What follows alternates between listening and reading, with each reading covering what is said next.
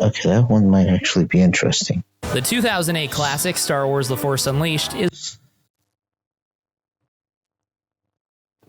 The 2008 classic Star Wars The Force Unleashed is one of the Star Wars games of all time, featuring all your old favorites: droids, stormtroopers, starships, furries, and you, a Sith-turned Jedi. As we all know, and by we I mean nerds, the Jedi's signature weapon is a lightsaber, and in this game it is essential for killing the various enemies thrown at you. Force users in general actually use lightsabers. I attempted to answer the question, can you beat The Force Unleashed without a lightsaber? Let's hop in. Okay. Our journey begins as Darth Vader on the Wookiee planet Kashyyyk, where he immediately chokes someone out in an ode to Tyreek Hill. Also, by the way, I was playing this on the standard difficulty Sith Warrior. Without a lightsaber, I have to heavily rely on my force powers, doing things like throwing objects at the Wookiees, throwing the Wookiees themselves, force pushing them, anything I could think of that didn't involve my lightsaber. I am still holding a lightsaber because I have to. I checked in the menu if I could unequip it entirely, but there wasn't enough. No, shockingly, the never developers was. didn't expect anyone in a Jedi game to not want this signature weapon of the Jedi. As I worked my way through the level, force pushing Wookiees into the abyss and destroying their poorly built structures that fall apart as soon as they're impacted by literally anything, I tried my hardest to not use my lightsaber out of habit. That was honestly the toughest thing about this entire challenge, but this level especially because it's essentially just a tutorial mission. The first real challenge comes at the end, when we find a disguised Jedi who's dressed exactly how you'd expect a Jedi to look. To open the fight, he was letting me toss him around like a ragdoll and send him in the air to fall from heights that surely should have broken every bone in his body. Due to the lack of realism in this game where you play as a Force users are in general galaxy, durable. I'm gonna have to give it a 0 out of 10. As the fight went on, he started blocking my force attacks. This is where I would start using my lightsaber if I could. He also started throwing his lightsaber at me, which I just had to eat because I couldn't use mine back to block him.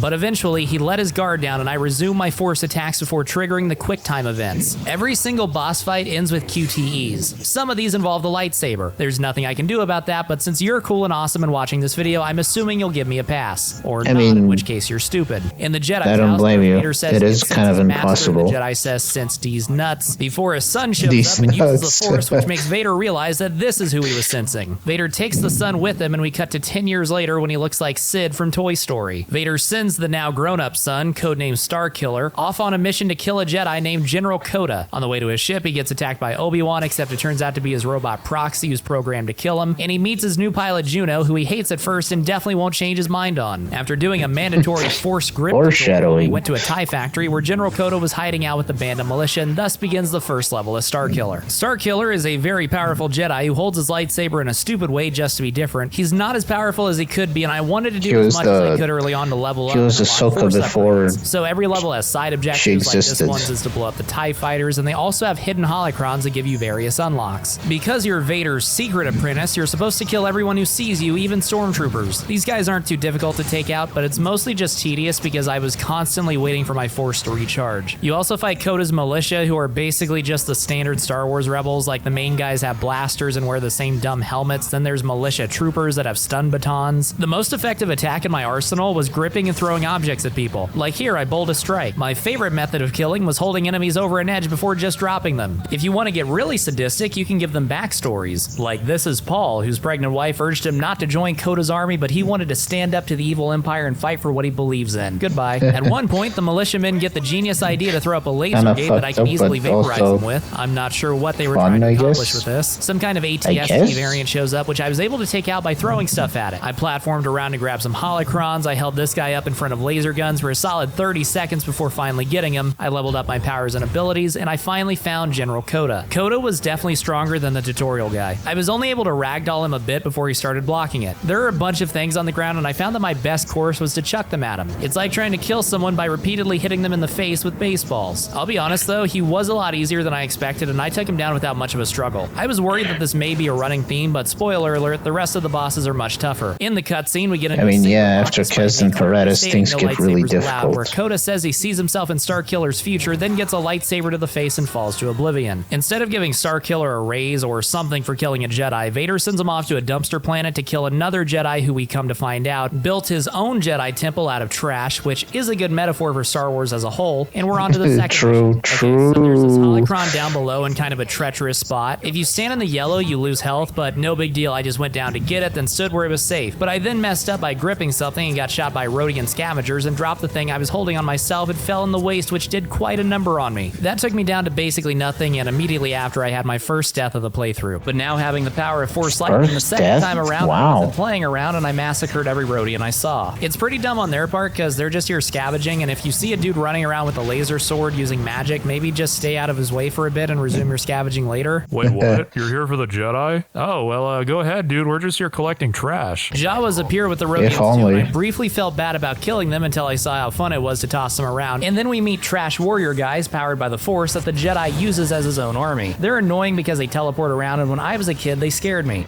What is bro doing?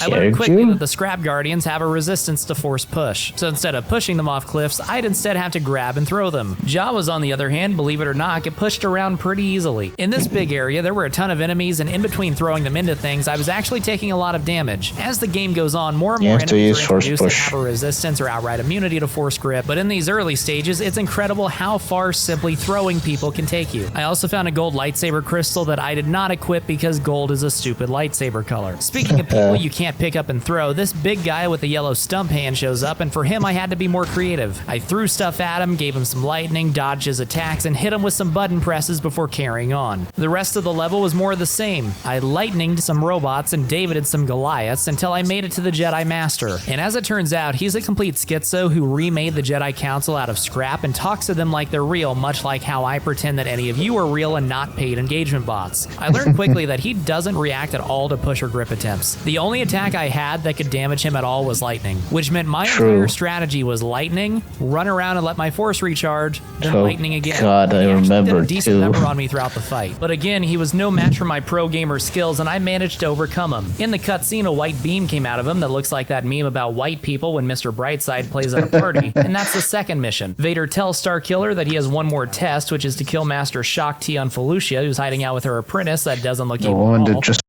In the Mushroom Forest for Mission 3. The Felucians are the most interesting and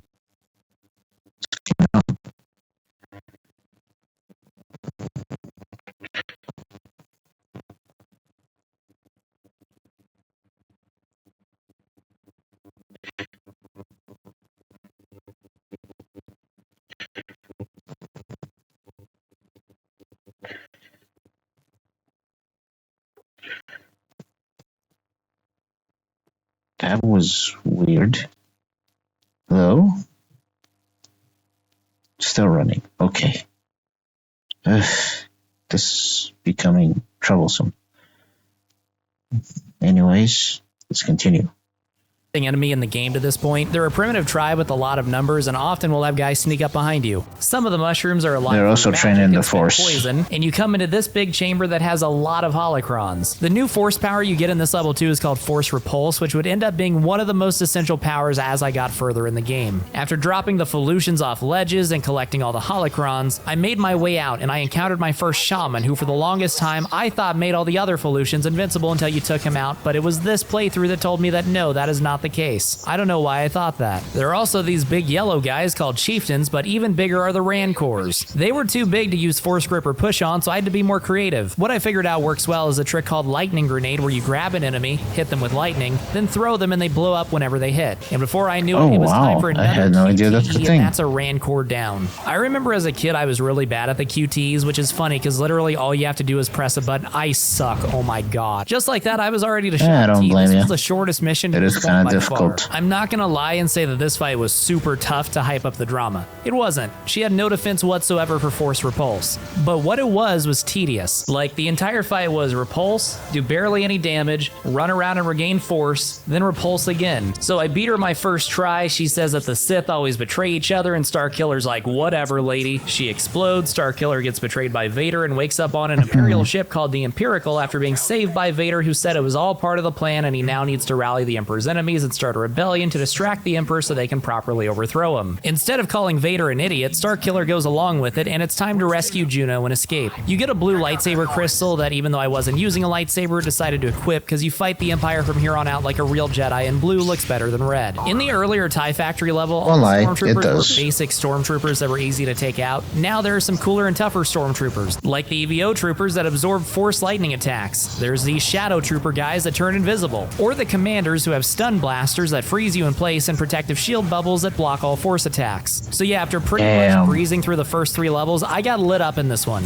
I don't think I remember dying several times on this one too. It was so infuriating. Figuring out how to deal with the commanders that were immune to force attacks. The first one I threw something at and that didn't hurt him, but the explosion after did and knocked down his shield. The second I vaporized by hitting an escape pod with lightning. Problem solved for now. The toughest stormtroopers by far are these big blue guys, these bastards. You can't grab them, push them, or repulse them. And as I learned, if lightning them with EVO troopers nearby, they just absorb the lightning and protect it. I had another death here. After respawning, I learned that you can take down a commander's shields with force repulse. That would come in handy throughout the rest of the game. This time I showed no mercy to the purge trooper and hit him with everything I had and got through. Story-wise, Proxy the robot programmed the ship to fly into a star, so time is of the essence, but there are a lot of enemies here and waiting for force to recharge can take a while. After taking a couple minutes to kill everyone, I rescued Juno, who Starkiller suddenly cares about, and for some reason, instead of running as fast as possible to the ship before getting vaporized, they have a moment. When they do get to the ship, Starkiller says he needs a new master, and remembering what Coda said earlier, he decides to track him down. Meanwhile, on Kashyyyk, Princess Leia shows up for fan service, but anyway, Starkiller tracks down Coda, who's now an alcoholic on Bespin that says no one can beat the Empire and we have to escort him out. For this level, I unlocked the power saber throw, which I can't use because, you know, video title. This level introduces these blue guard guys who are supposed to be tough but have no resistance whatsoever to your force power, so they're whatever. After grabbing holocrons, freezing guys in carbonite, getting some more upgrades, and killing Ugnaughts, I ran into the other type of guard introduced in the level, the Shadow Guard. The Shadow Guard is actually legit. He resists your force powers and has his own to use as well. But like every other enemy in the game, he doesn't take a box to the face very well. So yeah, I dispatched him, and that was the entirety of Bespin. It only took me 7 minutes of real time. Really short mission. Coda mentions that he has a contact. It is the shortest in the game, I think. You need to retrieve something for him on Kashyyyk, but doesn't say what. We as the gamers know it's Leia, but Starkiller doesn't. For all he knows, he's after a Kenny the Jet Smith rookie card. Almost immediately after landing on Kashyyyk, Starkiller finds his childhood home and runs into the ghost of his dad, who says he never wanted any of this for him, and Starkiller's like, why did we move to the Wookiee homeworld instead of blending in somewhere like normal people then? But before getting an answer, his dad leaves to grab milk, never to be seen again. Given that Kashyyyk is a jungle planet, it's only fitting that this is where napalm stormtroopers are introduced, and they also have shields that protect them from force attacks, but just like the commanders, they can be taken down with force repulse. And then they're just as vulnerable as any other stormtrooper. An ATST showed up that I threw giant rocks at and electrocuted like a woman in a bathtub, and I continued working my way through, killing enemies and trying to collect holocrons, which unfortunately led to me making a strategic error in platforming and falling to my death. No matter, I carried on and made it to this trophy room place where I ran into a royal guard. They're the opposite of the blue guards. This guy's weakness is lightsaber attacks, but he blocks all force attacks. Given that I can't use my lightsaber and can only use force attacks, I'm at a disadvantage. I ran around the room trying to game plan, and you'll never believe it, but the plan I came up with was to throw things at him. Until finally, I got him off his game enough that I could throw him directly out a window, and that was that. I ran into Leia next, who was yapping about nothing until Starkiller realizes who she is and tells her to shut up and come with, but she refuses until you blow up the skyhook thing to free the Wookiees. And being the noble Jedi you are now, you agree, which means I got to fight through some more Imperials and free some Wookiees, including this idiot who immediately jumped into a laser shield and got vaporized. There was a purge trooper that another Imperial shot into a shield too, though, so that was cool. I made my way to the skyhook. There are a lot of purge troopers and regular troopers and sniper troopers some Wookiees beating up a shadow trooper just everyone else on their own. Of lightning grenade. It was super funny. Classic throw stuff strat, which was so successful that I pretty much obliterated the main boss of the level in a single throw. So yeah, that was Kashyyyk. The Wookiees love me. Coda said great job, but his contact went to Felucia to find Shaak Ti, and now Jimmy Smits is captured and we gotta rescue him. Backtracking type levels with repeated environments get a lot of grief in gaming, but I love this kind of thing where you return somewhere you were before and see how much everything is degraded. So now the Empire is trying to occupy the planet and all the Felucians are corrupted by the dark side, and it's not a really good place. It is lazy, but also kind of interesting. Some holocrons I agree with him. To an ATST, I made it to the Sarlacc pit where you fought Shaak Ti, except now the Imperials have it chained up and like an excavation with an elevator in the middle going inside of it. So you go around electrocuting these things and fighting some bad guys, and then you take the elevator and we are inside of the Sarlacc. You're supposed to turn on these lights with force lightning, which I knew about and I thought I hit it and it was turned on, but I was incorrect, and that did a number on my health. It didn't help either that every 5 seconds, Juno came on the radio with seemingly no understanding that I might have bad reception inside the stomach of a pit monster. There's this bit that operates like red light, green light, and then we're back out like nothing happened, easy peasy. I fought some more Felucians and Imperials and Rancors until I finally found Jimmy Smits, who was being held captive by Shaak Ti's obviously evil apprentice and her pet Rancor, which was by far the toughest boss of the game to this point. I can't grip or push it or throw my lightsaber. Bullshit. I had 2 options, force lightning or throw stuff. Unfortunately, lightning does hardly any damage, and there's nothing in the arena you can throw except for the apprentice herself, who only appears every now and then and throws her lightsabers at you. This fight took me forever. Everything was inefficient. I did manage to get him down pretty low, but then the Sith ambushed me and the Rancor hit me while I was down, and it wasn't long after that that I was handed yet another death and had to do it all again. The second time I had a better understanding of the attack patterns and stuff, and I managed to land most of my attacks without taking any damage at all. But it still took a while. This fight alone took me longer than the entire Bespin level, but I did finally take out the Rancor, and then the infight versus Maris Brood was really easy. I beat her but let her go because Starkiller still amazing as for a name.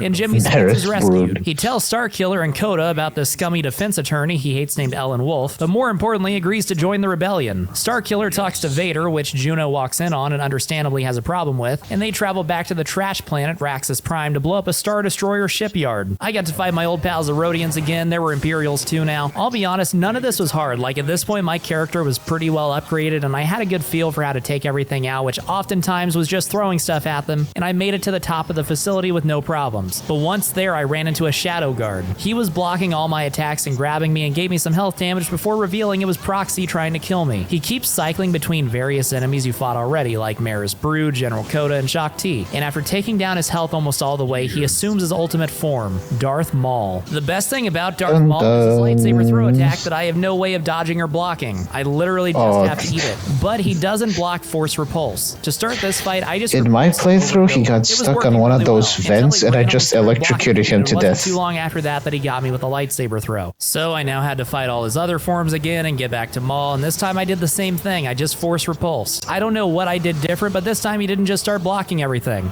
And I was able to get him, and in the QT, I stabbed him with 2 lightsabers against my own will as an anti-lightsaber person. So there's these towers you activate to blow up the factory, and then a giant Star Destroyer starts coming towards you. Coda says some size matters not stuff and that you should rip it out of the sky, and this is the worst thing in the entire game. If all you had to do was blow up the incoming TIE fighters and follow the thumbstick instructions, it would be fine. The problem is that this lies. Like, after the initial part, you cannot trust this. I spent like 10 minutes here just doing what it said and nothing was happening. I didn't start to make progress until I started completely disregarding it prior to the pull down thing. Like, I'm not trying to be a complaining Charlie, but I got really heated. Why does it give instructions if the instructions aren't even right? Anyway, the Star Destroyer crashes. I've never had issues with it, honestly. Damaged and no longer wants to kill you. Vader says down the rebel leaders, and Starkiller does exactly that. Coda shows up to the rebel meeting. I animated it for everyone's Vader and the Empire show up too, and Vader tosses Coda aside like a kid and betrays you once again, which is honestly deserved at this point. Starkiller is an idiot. There is a good meme line though. You agreed to stay away! I lied.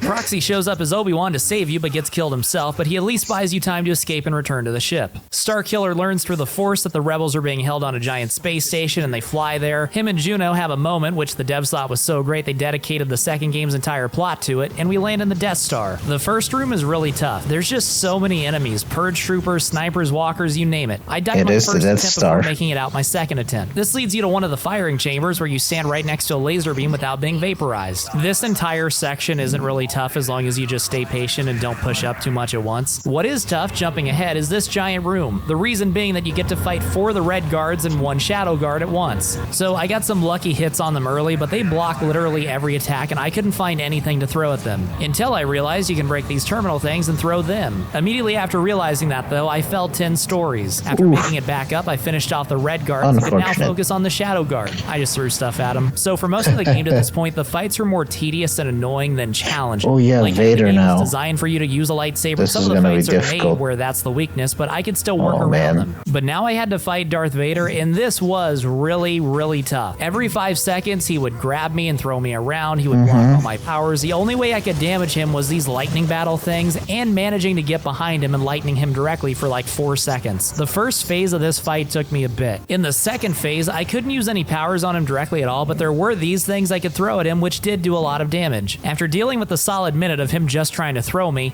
I made it to phase 3 where the only way I could do any damage was with lightning, if he didn't block it. And he kept throwing his lightsaber at me, which I had no choice but to eat. He kept trying to throw me, and he finally did because I forgot how to button mash, which put my health here, and then he hit me with another lightsaber swing, which got me literally down to nothing. I thought I was dead at first. I didn't even realize I was still alive. I kept spamming anything I could to try to do something until I got in a lightning off. I had to win this or it was Jover. Did you win it?